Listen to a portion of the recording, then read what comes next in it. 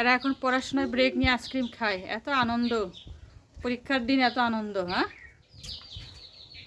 দেখা খাওয়ার পরে আয়নাতেও দেখে যে আমার খাওয়া কতটুকু হচ্ছে, তাই না?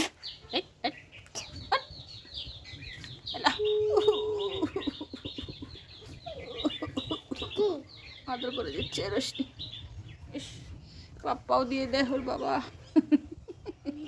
রোশনি এত ভালো, তাই না? আমার মেয়ে লক্ষ্মী, লক্ষ্মী মেয়ে তো।